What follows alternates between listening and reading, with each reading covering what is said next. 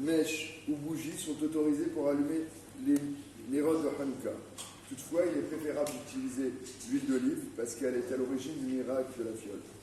Lorsqu'on allume, bien évidemment, il faut mettre la lumière complètement dans la mèche, et les mèches utilisées ne sont pas des mèches doubles comme les abdalotes. Il faut que ce soit une mèche fine. Il faut également installer l'ensemble des bougies avant d'allumer et pas allumer et installer la bougie. Il faut que les bougies ou les récipients d'huile. Il y a une originalité de cette mitzvah de Hanouka qui est l'adlaka osa mitzvah, c'est-à-dire que le fait d'allumer, vous réalisez la mitzvah. Si après il y a un coup de vent qui arrive, qui n'est pas intentionnel ou autre, vous avez fait votre mitzvah. Bien évidemment, selon la halakha, c'est fait.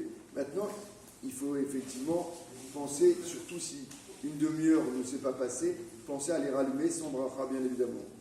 Et c'est le cas aussi ce soir. Vous savez qu'on allume 1h15 avant la tombée de la nuit, puisque c'est Shabbat. Donc si vous voyez que quelques minutes après, ça s'est éteint, les bougies se sont éteintes, mais le Shabbat n'est pas encore rentré, vous avez le droit de les allumer sans bracha, bien évidemment.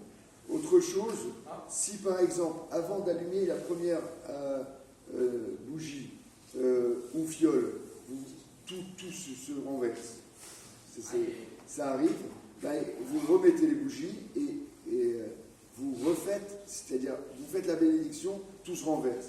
Ben, lorsque vous remettez ça, vous êtes obligé de refaire la bénédiction. Il y a eu un safek, c'est-à-dire une interruption qui vous a cassé, on va dire, la continuité en bracha.